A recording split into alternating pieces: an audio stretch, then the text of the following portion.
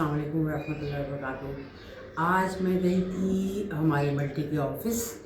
आज हमारे मल्टी के जो हमारा सोसाइटी है उसके प्रेसिडेंट आ रहे थे, तो मसले सॉर्ट करने थे।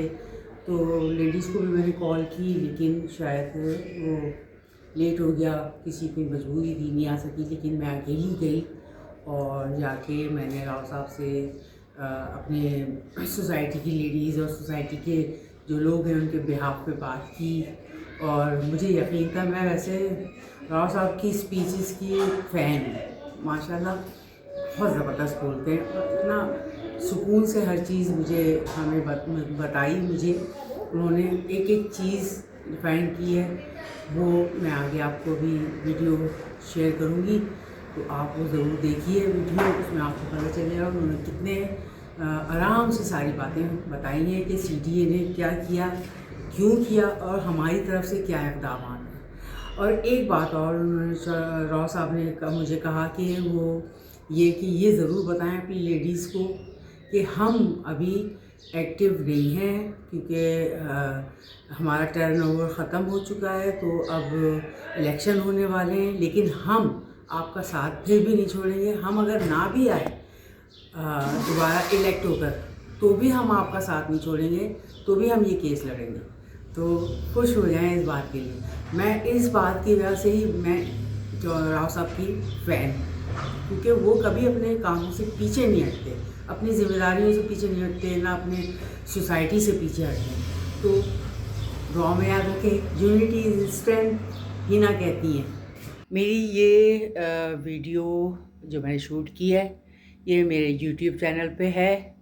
पूरी वीडियो है। एक चीज़ बस जो फजूल चीज़ें थी वो मैंने एडिट की हैं, बाकी जो जो राव साहब ने बातें की हैं वो सारी बातें, तो गौर से सुने, देखें। हम सेफ़ हैं, ठीक है? तो ज़रूर देखिए मेरा चैनल, ठीक है? अल्लाह हाफ़िज़। लेकिन कुछ मामला ऐसे हैं कि क्योंकि बहुत सारी बातें जो हक़ाइक़ हैं हमको इल्म में होते नहीं हैं, उनकी वजह से परेशानी और बढ़ जाती है। जी जी। हमारा जो F17 का बेसिक इशू, जैसे मैं बता रहा था ना, वो है लेआउट प्लान। कि लेआउट प्लान, एक लेआउट प्लान है जिसे CDA कहती है कि जी आपका ये लेआउट प्लान है। एक लेआउट प्लान है जिसे हम कहते हैं कि नहीं हमारा ये नहीं, ये लेआउट प्लान है। झगड़ा इस पे चला हुआ है। ये जो नोटिस इशू हुए सारे, ये हुए हैं उस लेआउट प्लान के मुताबिक जिसे CDA कहती है कि ये असल लेआउट प्लान है।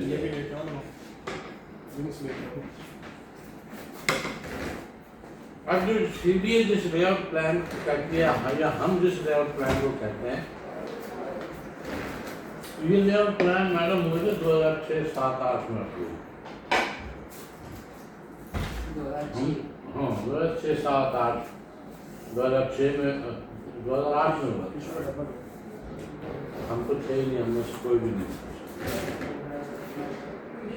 तो हमारे बहुत सारे दोस्त ये सवाल उठाते हैं कि आप लोगों को अब तो काफ़ी अच्छा हो गया, तो आपने इन चीज़ों को एड्रेस क्यों नहीं? काम एंड क्वाइट चल रहा था सिलसिला। कोई CDA की तरफ से कोई ऐसी मूवी नहीं थी कि जिस पे हम रिएक्ट करते हैं। ये तो जब CDA ने मूव शुरू की है, तब हमने देखना ये है क्या इशू क्या है सारा। अब हम उन्हें बार बार कह चुके हैं, ये सर आपको हम उन्हें बार बार कह चुके हैं कि ये हमारे पास जो अप्रूव लेआउट प्लान हमारे रिकॉर्ड में मौजूद है, वो लेआउट प्लान जो हमारे पास है CDA का अप्रूव्ड है। CDA के ही डायरेक्टर हाउसिंग जो उस वक्त थे, उसकी तरफ से सारा मोहर 10 लाख हर चीज़ लगी हुई है। तो फिर इनके पास क्या रिकॉर्ड नहीं होता? ये उठते हैं, मुँह उठा के तो लगा के चल देते। अब हमने उनसे कहा कि ये जिस लेआउट प्लान को आप कहते हो, या तो हमारी नज़र से आज तक गुजरा ही नहीं। अच्छा। हमने देखी नहीं, इसकी शक्ल ही नहीं देखी, और हमारे रिकॉर्ड में नहीं है कहीं पे। अगर आपके पास है तो आप हमें दे दें, एक कॉपी दे दें। गो के अगर आप हमें अब कॉपी दे भी दें तो चूंकि डेवलपमेंट सारी उस लेआउट प्लान के तहत हो चुकी है, इसलिए हमारे लिए बहुत मुश्किल होगा कि हम उस पर अब इसको हम कि किस तरह ट्रांसलेट करें फिजिकली।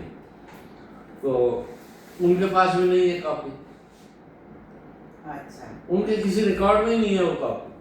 तो जब नहीं है तो हम अपना वाला आगे कर दें। कर दिया हमने, अपने वाला किया आगे।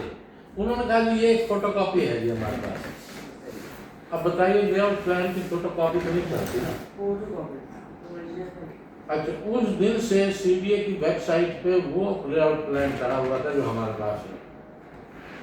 अब अचानक 6 महीने पहले उन्होंने वो हटा के और उस लेआउट प्लान को फोटोकॉपी वाला जो लेआउट प्लान है वो वेबसाइट पे अपलोड कर दिया। तो ये है बुनियादी जगह। अब वो केस हमारा ये लाया वो एप्लीकेशन, हमने जितने भी उन्होंने शो कॉज इशू किए थे वो सारे सस्पेंड कराए और उनको नोटिस भी इशू हुए हैं। सीडीए के जो इंकल का डायरेक्टर है हाउसिंग, उसको पर्सनली तलब भी किया कोर्ट में कि वो बताए कि क्यों इशू किए गए। इंतहा यहाँ तक है कि जो आपके बहुत सारे यहाँ पे बिल्डिंग घर जो बने हुए हैं उनके बिल्डिंग प्लान सीडीए ने अप्रूव किए हुए हैं, सीडीए से अप्रूव है। बिल्कुल, जल्दी तो वो सही है ना। और उन्हें भी नोटिस आया हुआ है। क्या ना कोई कोई होती है ना जस्टिफिकेशन, किसी चीज़ को लॉजिक तो हो ना। जब इन लोगों ने रब्ता किया सीडीए से कि जी हमने आपके अप्रूव्ड बिल्डिंग प्लान के तहत घर बनाया है, अगर ये इलीगल की जगह या ये गलत की जगह तो आपको हमारा बिल्डिंग प्लान अप्रूव नहीं करना चाहिए था। कहना अच्छा तो गलती हो गई होगी, आप इग्नोर कर दें। क्या आंसर है? एक प्रश्न बुनियादी गलती हो गई होगी, आप इग्नोर कर दें। अच्छा, उन्होंने कहा ठीक है जी इग्नोर कर लें। अगले दिन फिर कोई टीम भेजी, वो क्रॉस लगा दी जगहों पे। वो एक मुसलसल एक जैसे होता है ना, मुहिम सी होती है कंटिन्यू, वो है। वो न सिर्फ यहाँ है, 2017 के वहाँ भी ये इशू है।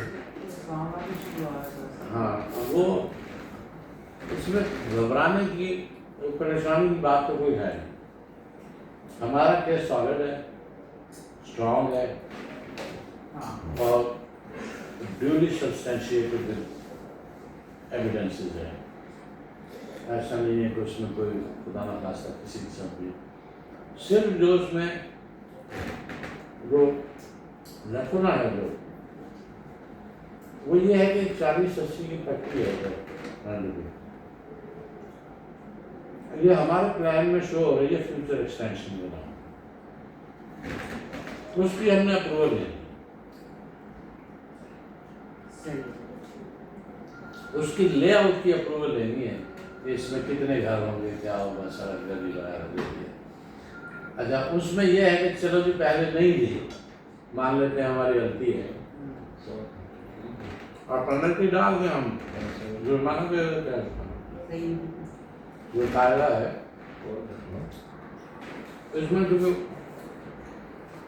वायलेशन जो है ना मैडम, ये एक वायलेशन ऐसी होती है जो आपको वार्निंग इशू की जाए उस पर वो हल हो जाती है। एक वार्निंग ऐसी है जिस पर आपको पेनल्टी फाइन लगाया जाए, रेगुलराइज हो जाए। एक वायलेशन वो है जो इरिवर्सिबल है, जो डिमोलिशेबल है, जो हो नहीं सकती रेगुलराइज, वो आपको गिरानी पड़ती है। तो ये तो थर्ड पार्टी इंटरेस्ट इन्वॉल्व है, घर कंस्ट्रक्टेड है, घर बने हुए हैं, आपके सीडीए के अपने रूल के तहत आप इन्हें गिरा नहीं सकते। इसमें जो पेनल्टी बनती है बता दें, हम दे देते हैं उससे पहले। तो बड़े बड़े घर गिराए तो बिल्डिंग्स तक गिराएंगे कहाँ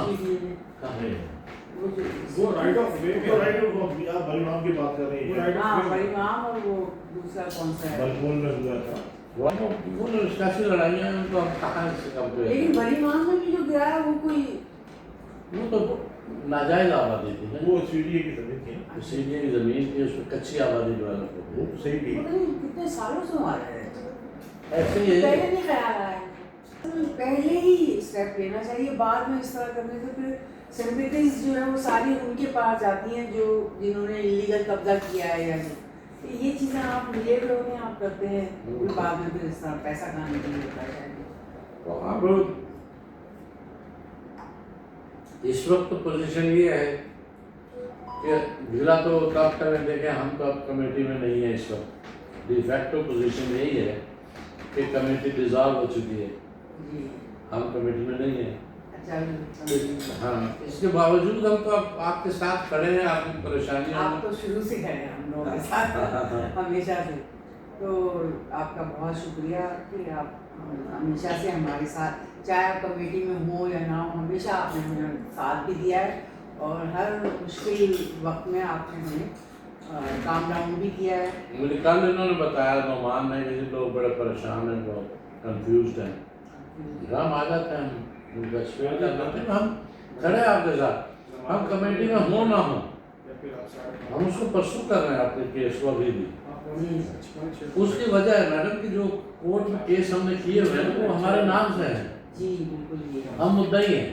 यही मैं इन लोगों को समझा रही हूँ कि इनके नाम से हैं, इनके इन्होंने हाथ डाला हुआ है, अब ये ऐसे तो पीछे हटेंगे हट नहीं सकते। क्यों परेशान होते हैं? हाँ, नई कमेटी में हम इलेक्ट होकर नहीं आते, कोई और कमेटी आ जाती है, तब भी हम मुद्दई हम हैं उसमें केस में। हाँ वो तो है ना, उनको क्यों प्रमोट करती हैं? मैंने कहा, भाई मैं प्रमोट नहीं करती, मैं अपना फायदा देखती हूँ, मेरी जमा पूंजी लगी हुई है यहाँ, मैं अपने पाँव पे कुल्हाड़ी मारूंगी अगर मैं उनके खिलाफ जाऊंगी। बिल्कुल सही।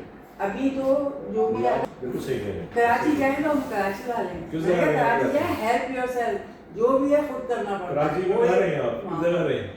जी किधर की कराची में किस जगह? तो आप लोगों ने देख लिया लेडीज, ये सारी बातें हुई हैं। आप फिक्र ना करें मैडम, आप बिल्कुल आप मुझे तसल्ली दें, इंशाअल्लाह ताला मुझे कहें you are in safe hands. देखें आप सेफ हैं, आप वो खामोखा परेशान हो रही हैं और हमें भी परेशान करती हैं। बस ये है कि एक मिसेस दानिश कहती हैं यूनिटी इज स्ट्रेंथ, तो एक होकर रहें, Exactly. एक जैसे। एग्जैक्टली, ठीक है, अल्लाह हाफिज़। लोगों की बातों में ना आए, आपको बहुत सारे लोग मुख्तलिफ स्टोरीज सुनाएंगे, सब हाँ कुछ वो ये करेंगे। तो है। बात तो तब है कि अगर वो कोई कंक्रीट सोल्यूशन लेके आए ना सामने, अगर उनमें इतनी जान है, उनकी बातों में जी इतना दम है, वो आए कंक्रीट सोल्यूशन लेके आए, बताएं कि इसका ये सोल्यूशन है, हमें तो पता है इसका क्या सोल्यूशन है, जी, हमें तो मालूम है और हम कॉन्फिडेंट हैं कि हम इसे हल कर लेंगे। अपनी लेडीज की तरफ से तो यकीन ना ही जाती इंशाल्लाह। हमारी तरफ सोसाइटी से ने देखते हैं। आपको प्लॉट दिया है, उस पर आपने घर बनाया है, सोसाइटी उसके हर तरह आप जिम्मेदार है और उसकी जिम्मेदारी लेती है सोसाइटी, आपको परेशान होने की जरूरत ही नहीं है, लोगों की बातों में ना आए। नहीं, हम नहीं आते, दूसरे लोग आ जाते हैं। ठीक है, समझदारी में मेंबर ने कभी ये नहीं कहा कि ये हमसे पहले की बात है, ये हमें क्या पता है कि उस वक्त जो थे वो जाने उनका काम है, हम तो जिम्मेदारी ले रहे हैं। लेकिन जो दूसरा आएंगे हैं, अल्लाह ना करे, वो ये जरूर कहेंगे, वो हर बात में यही कहेंगे। पीछे वाले करेगा। हाँ, पीछे वाले कर गया हमारे, उसका सत्यानाश कैसे हो गया, पीछे वाले कर गए। 2006 में तो अपने से कोई भी नहीं था यहाँ पे। मुझसे इजाजत लेते बड़ा हैं। मजेदार गेम चल रहा है, बड़े तो विंग्स बने हुए हैं। ये मैडम बहुत दोनों हाँ। चीजें ना आइडिया, हाँ ये जो ब्रेड है ना, बनाना ब्रेड। हाँ, wings की बड़े बड़ी विंग्स तकल्लुफ किया है। बहुत अच्छे, बहुत चल ठीक है, ओके ओके, ठीक है, अल्लाह हाफिज़। हाँ जी बिल्कुल। जी